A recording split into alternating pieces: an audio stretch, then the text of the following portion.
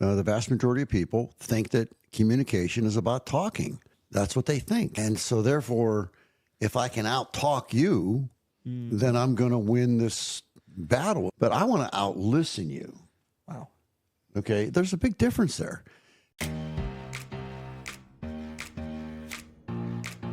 How you can be the greatest salesperson on the planet. Welcome to the Rethink Sales Show. My name is Derek Kelly. I am joined by Jim Shorkey. And Jim, after 50 plus years in sales, what have you learned about serving the customer?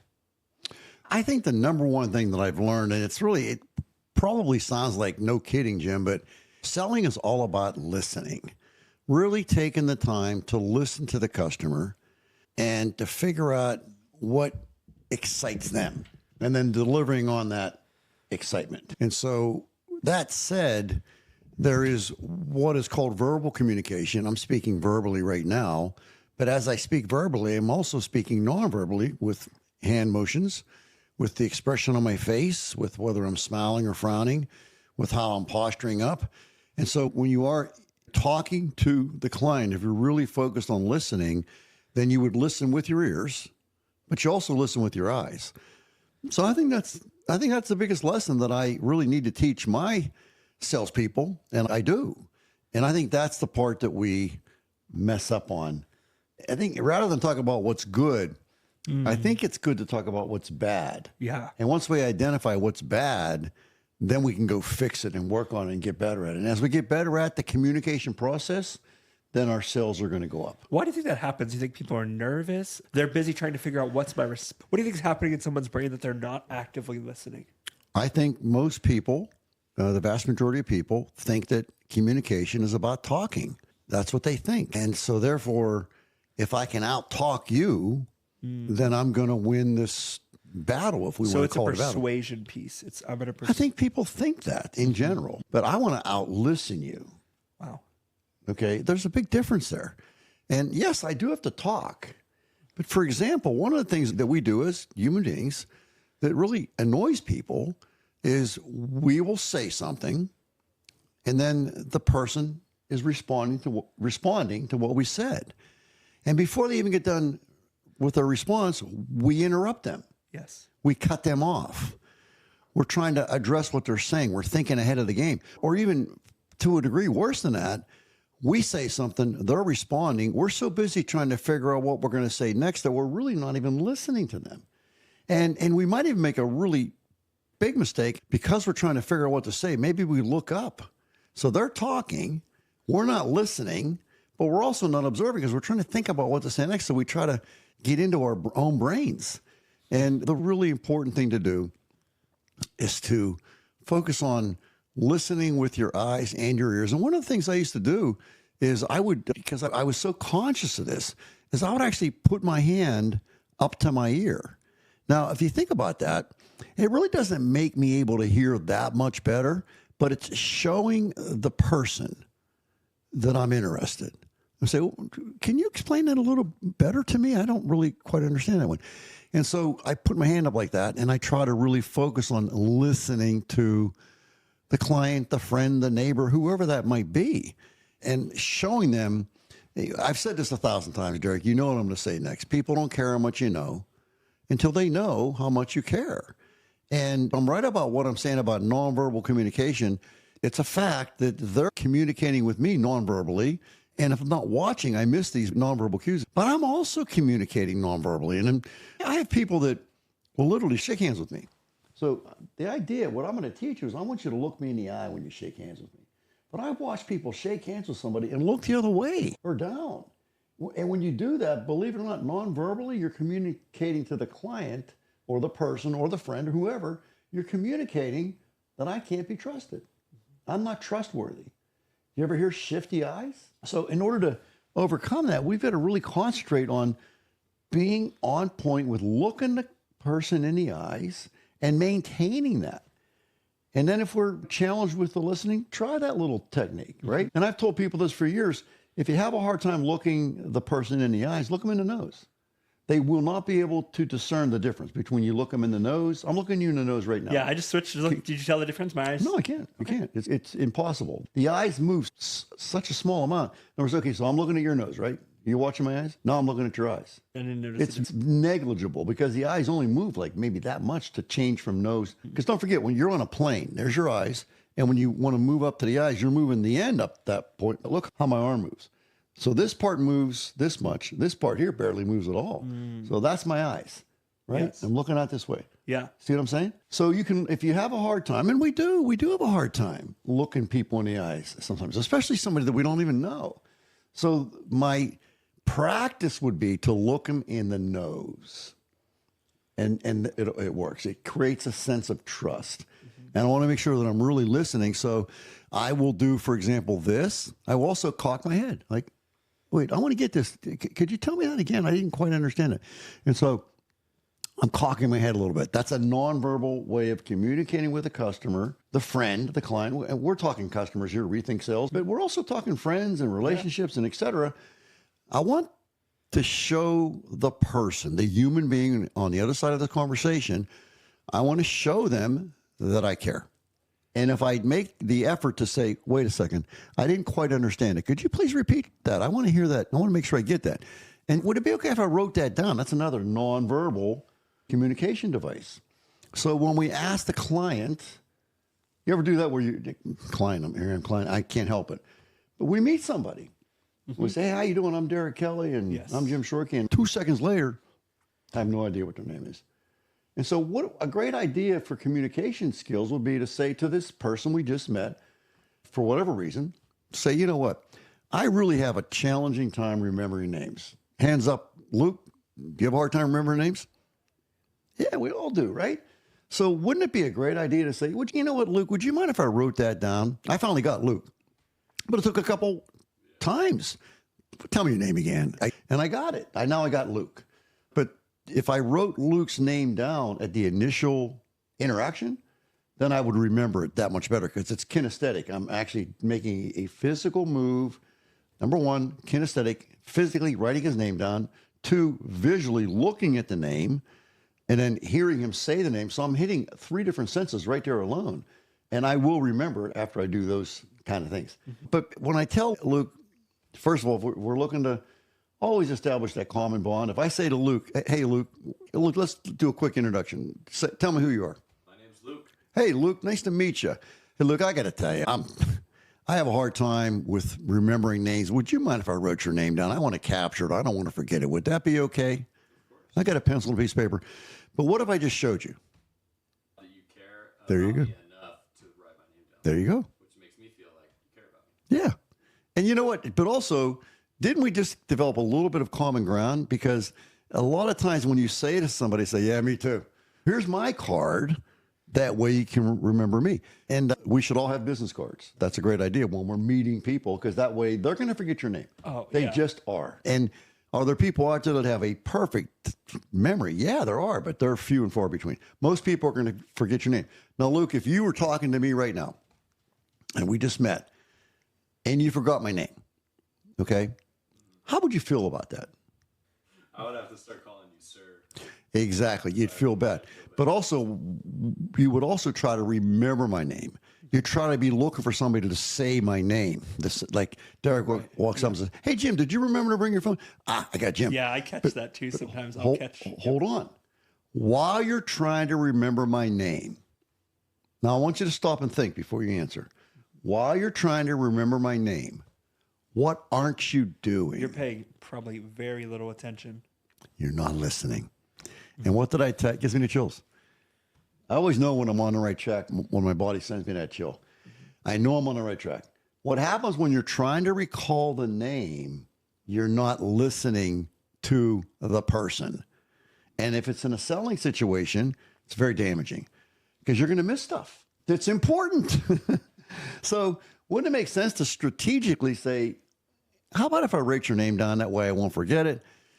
And even if it's just Luke, I'd like to have the last name as well, but if I got Luke, I'm happy with that. I can start to refer people. Also, another thing about people in general, they like to hear their name. Like when I say to you, Luke, hey, Luke, come on over here. I want to show you something. Or, hey, sir, come on over here. I want to show you something. Well, it sounds hokey at best, sir. Yeah. Sir, ma'am, Mrs. It doesn't sound good. Right. Versus my wife's name is Amy. It's not ma'am. It's Amy. And she would prefer to be called Amy. Just Yes. You called me when we came up here, Luke. You called me Mr. Shorkey. I said, Luke, please call me Jim. I'd rather you call me Jim. I'm just Jim. I ain't no big deal. Yeah. And he just was, Luke was not, he was being respectful per se, but I'd rather be called Jim. I really would. And he will never call me Mr. Shorkey again. He'll call me Jim from now on. And I've realized this in my own life, places where, as I told you, our team has gotten bigger over the past year. Yeah. And I've recognized, Brad confronted me on this and it was so good. I was in meetings and I was trying to get back to our team. I'd be listening to a client, but I'd be on my computer, usually taking notes, but sometimes I would sneak off and respond to the team member like, oh, you need to do this. Terrible idea. But and Brad was like, stop doing that. And I was like, why? I need to get back to the team. And he was like, because the client's paying us X to sit It's in a front of them. terrible idea. And then he said, you're responsible for the conversation we're having. Yeah. And if you come back later and say, oh, I missed that, maybe Brad could fill me in, but we're responsible for that conversation. And I wasn't doing it every minute. Oh, I understand that, but still, they say that when you walk into let's talk restaurants. So I'm meeting you at the restaurant, and I walk into a restaurant with my cell phone in my hand. What I'm saying to the person that I'm meeting is, I don't care about you. Yep. All I care about is, now that's an exaggeration, of course, Sure. but Yeah. man, I tell you, if you're out with somebody and you keep looking at your phone, I leave my phone in the car. I truly do. Out of respect for Luke, I leave my phone in the car. The only reason my phone's up here right now is you guys are using it to Right. record. Yep. But it was when you said we want to use your phone today to record. What did I have to do? Walk back down the steps, figure out where it is, grab it, walk back up I the did, steps. yeah, Yeah. Because I don't want to be like I'm talking to Luke right now. This is Luke. I'm talking to Luke. Hey, Luke, how you doing? So I'm talking to Luke, but I'm doing this while I'm talking. Yeah, that's pretty cool. That's interesting. And I'm saying to Luke, I care more about this than I care about you. So those of you that are out there actively selling, you got to leave the phone in the car, at your desk. Don't take your phone. Don't take it. Pay attention to the client.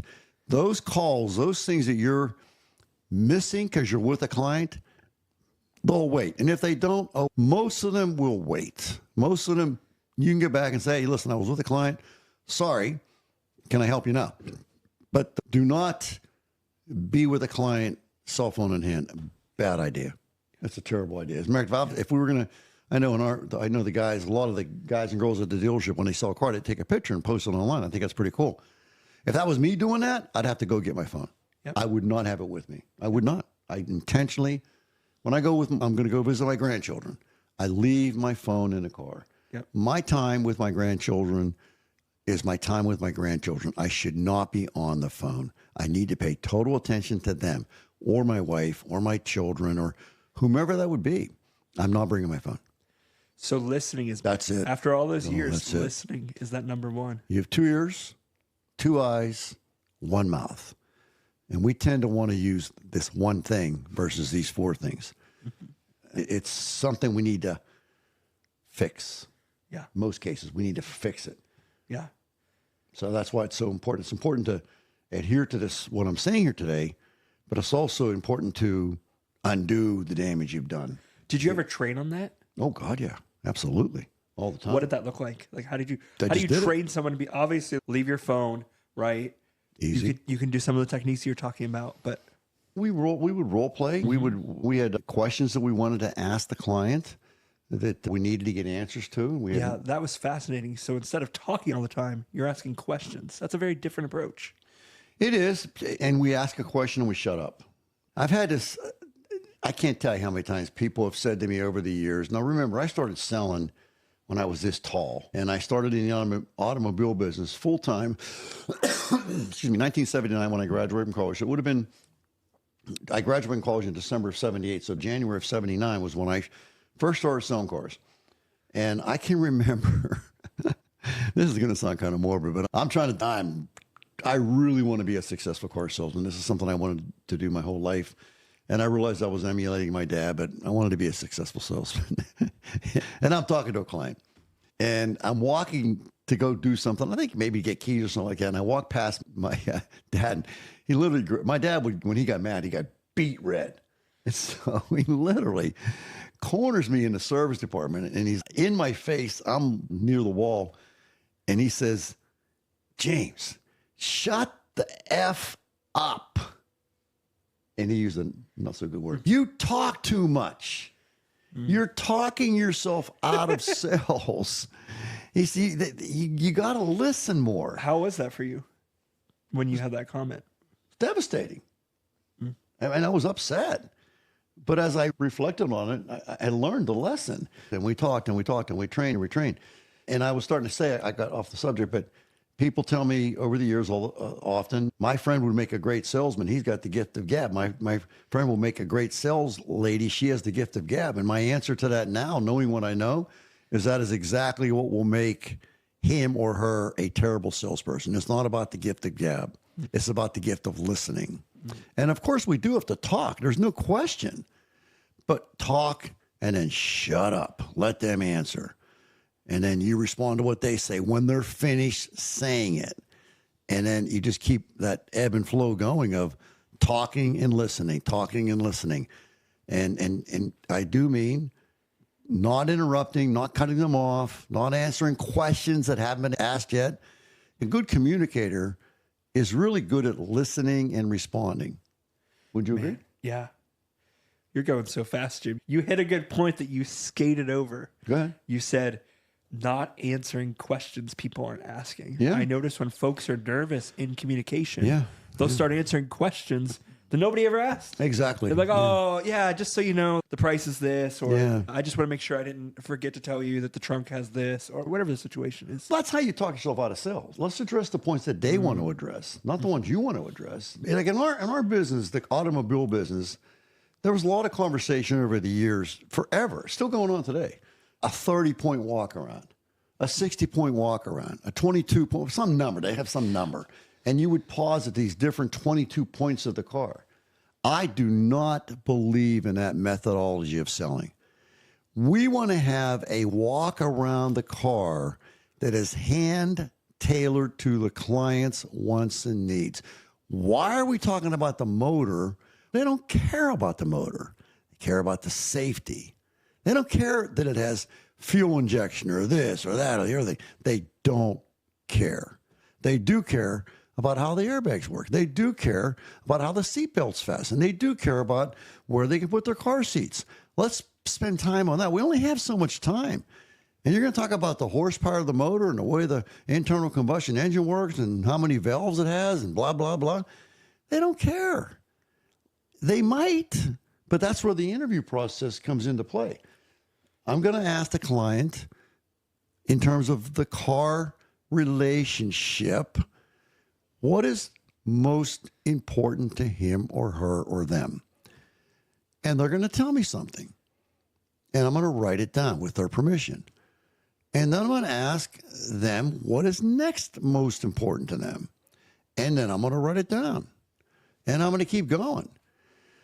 Because what happens oftentimes, this is the part that I've learned about communication, is that they'll give me something that, like they may say price. It's just like automatic. Oh, price is most important to me. Okay, write it down. It's no big deal. I'm not going to argue price.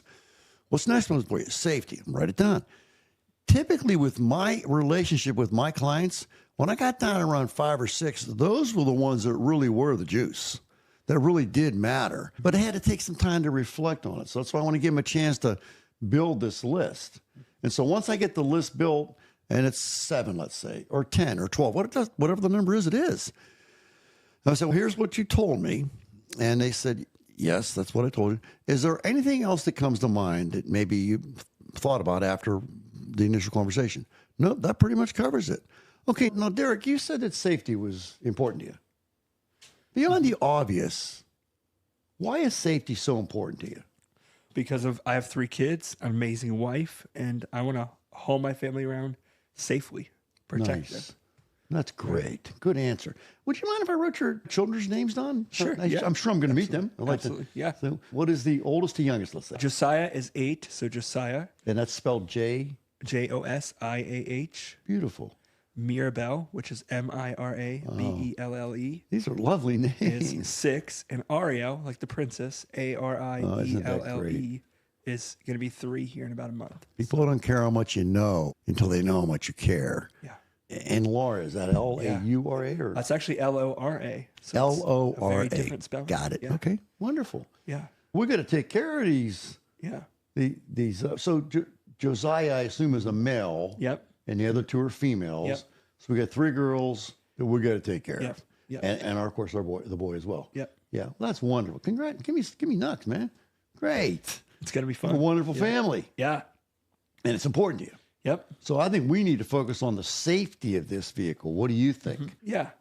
Yep. And then also storage space. They play soccer. They go to theater. They might do Okay. some other sports. So we need some space. Right. Okay. So space is important as well then. What's more important, the safety or the space? Safety is number 1. Safety is number 1. Yep. I am so glad I asked you those questions. I really am. That's wonderful. Yeah. This is good stuff, Jim. This Yeah. is good stuff. I care about you, man. I care about your kids. I want you to know that. Yeah. And I want to do good by you. Yeah. And you guys can see, just as Jim is going throughout this, he started with, I said, Jim, what have you learned over the past 50 plus years? And he said, hey, I've learned the power of the art of listening and kind of the lost art of communication, right? A lot of people think communication looks a certain way. You need to memorize a subjection and recite it this way. If they say A, you say B. If they say Y, you say Z. But instead, you said, I really want to listen.